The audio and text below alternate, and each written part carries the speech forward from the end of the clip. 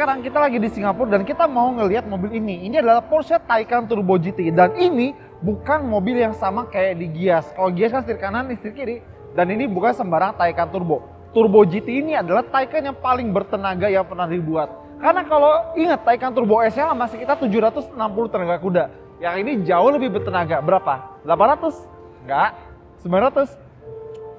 1019 tenaga kuda. Dan mungkin buat yang suka mobil listrik, itu mah belum seberapa dibanding Tesla model S-Plate. Oke. Tapi tetap kenceng. Nih, mobil ini bisa 0 ke 100 dalam waktu 2,2 detik. Dan itu ingat, 2,2 detiknya itu Porsche yang bilang. Jadi mungkin bisa lebih cepat lagi dalam kondisi yang ideal. Dan ini benar-benar sebuah mobil listrik yang mengedepankan performa tinggi. Sebagai contoh, gini ya, saking pengen banget mengedepankan performa, ban belakang Tesla Model S itu lebarnya sama kayak ban depan Porsche Taycan. Biar gripnya lebih bagus. Ini bukan buat efisiensi, buat performa, biar kencang. Dan sama kayak Taycan lama, dia punya gearbox 2 percepatan di belakang. Nah, karena Taycan kalau udah facelift, mungkin kita harus bahas perbedaannya antara Taycan baru sama Taycan lama. Sebenarnya kalau buat Taycan lain kayak 4S, GTS, Turbo segala macam, di bagian sini item-itemnya hilang. Tapi di Turbo GT ini ada item-itemnya.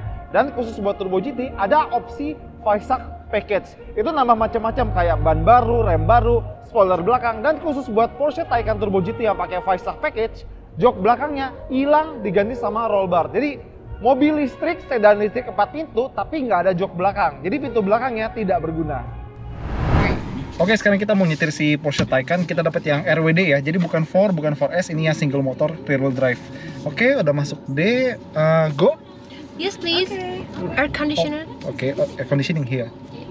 Oke, jadi overall buat Taycan baru ini adalah baterainya lebih gede tapi bobot baterai lebih ringan dan jarak tempuh lebih jauh, plus ngecasnya bisa lebih cepat. Kalau Taycan lama sekitar 270 kW waktu fast charging, dia ini sekarang bisa 350 kW tergantung varian sama charger ya. Jadi kalau dulu tuh sekitar 10 ke 80% tuh ngecasnya bisa 22,5 menit, yang sekarang 10 ke 80% itu 18 menit. Kira belok kanan. Oke.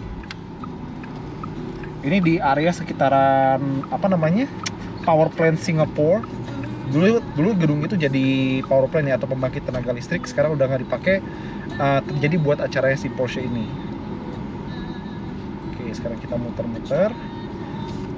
Kalau misalnya impresi pertama sih ya Porsche banget ya, maksudnya kita duduk rendah, setir kecil, sporty banget. Dan sekarang kita mau belok left, right? Yes. Oke. Dan jadi sama kayak Taycan yang lama, kita bisa atur mode-mode berkendali di sebelah sini. Buat yang paling irit ya, irit listrik, dia ada mode range. Ini bakal ngurangin tenaga, dan kalau nggak salah top speed juga jadi sekitar cuma 100 km per jam dan akan ngiritin baterainya. Nah, kalau misalnya normalnya itu ada ya normal, kalau range lebih irit, normal ya normal, sport bisa lebih kencang. Tapi kalau misalnya nanti kita ke Taycan Turbo S atau Turbo gitu ya, nanti dia ada mode Sport Plus. Tapi karena ini Taycan yang RWD, dia mengutamakan range, jadi maksimal ya sport aja. Dan pertama-tama suspensinya, jadi ada optional Porsche Active Ride atau Porsche Active Suspension gitu di Taycan baru. Mungkin yang ini nggak punya, mungkin punya, tapi nah sekarang di depan kita ada lampu merah. Dan salah satu keunggulan Porsche waktu bikin mobil listrik adalah kalau mobil listrik lain itu regenerative braking sama physical braking itu agak-agak ganggu. Yang ini bagus, jadi dia feeling pedal remnya tuh cukup natural, jadi nggak ngebingungin dan nggak bikin kagok kayak mobil listrik pada umumnya. Nah, interior sendiri dia pakai speaker standar ya, bukan bermeister segala macam, jadi ya masih bisa dinikmati buat ukuran Porsche ya. Dan seperti biasa kalau di Taycan itu yang gua nggak suka adalah kenapa menu AC-nya itu touchscreen semua, baik buat fan, speed, temperatur segala macam, itu confusing asli. Sekarang kita lagi ngetes si Taycan RWD ini di jalanan Singapura. Ya dia lumayan nyaman. Tapi baik lagi kita nggak tahu apakah dia pakai si Porsche Active Ride atau enggak. Dan kekedapan suara ini kecepatan 60, oke ya, paling suara ban masuk dikit, tapi expected lah dari sebuah mobil dengan ban yang lebar. Tadi kita udah nyobain lewatin speed hump, dan yaitu Porsche tuh gitu, mau bikin mobil apapun ya, kecuali GT3 RS dan GT2 RS ya, harus bisa dipakai harian di jalanan normal. Makanya tadi kita lewatin speed hump nyaman, nggak ada apa geluduk-geluduk aneh-aneh. Dan ingat, karena dia adalah sebuah Porsche dengan ini diameter setirnya kecil ya, jadi mobilnya kerasa akurat dan nurut.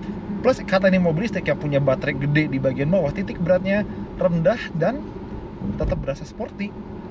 Ya kalau nyetir di Singapura tuh sebenarnya enak, jalanannya mulus, kelak-keloknya bagus. Oh nggak nyebelin apa speed limit. Sekarang kita belok-belok di winding road kayak gini. Taycan baru ini bener-bener tahu DNA Porsche tuh harus kayak gimana. Mobilnya dibelokin harus nurut, dan kita gampang gitu buat throttle control dari injekan gas kita, injekan rem juga gampang banget buat ketakar, dan kayak yang tadi gue bilang, regenerative brakingnya tuh bisa blend in sama physical braking. Jadi nggak ada ceritanya lu kagok bawa mobil ini. Even lu baru bawa mobil listrik pun ini bisa dibawa kayak mobil biasa. Tapi ingat, hati-hati bawa mobil listrik. Kenapa? Karena kan dia punya torsi yang instan. Jadi bener-bener bijak-bijaklah ngatur kaki-kaki kalian, kaki kanan terutama, karena dia punya torsi instan, sekali gas langsung tancap. Apalagi tenaganya gede banget, hati-hati. Ingat kan di Jakarta ada banyak mobil listrik yang ada sedikit kejadian. Kalian tahu lah maksud gue. Ya, sekarang kita udah bawa di jalan tol. Sorry tadi macet gara-gara ada kecelakaan rupanya di Singapura. Dan di tol pun di kecepatan 60, di depan speed limit 50, jadi oke, kita melambat. Dan kita di mode range, dia tuh deselerasinya halus. Regennya gue matiin off, jadi dia berasa kayak mobil biasa, mobil normal. Nah, kalau bawa si Taycan ini di dalam kota, ya sebagaimana mobil listrik pada umumnya, tenang, kedap, hening. Tapi kalau kita pengen, kita bisa nyalain electric sport soundnya. Dan ini terserah kita mau dimatiin atau mau dinyalain. Kalau misalnya kalian Maserati Gran Turismo, kalau misalnya kalian pengen, tinggal nyalain di sebelah sini.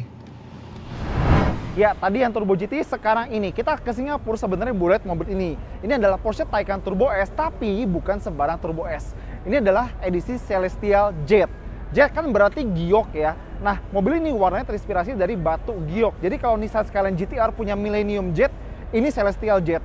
Dan buat bikin mobil ini bisa sekitar 18 bulan karena formulasi catnya lama. Dia ada material kayak Chromaflex buat di catnya. Jadi tergantung kita ngelihat dari mana, bisa abu-abu, bisa kuning, bisa hijau, bisa coklat, bahkan bisa ungu. Sekali lagi tergantung ngelihatnya dari mana. Nah, buat yang penasaran, harga catnya, bukan mobilnya ya, catnya 1,8 miliar rupiah.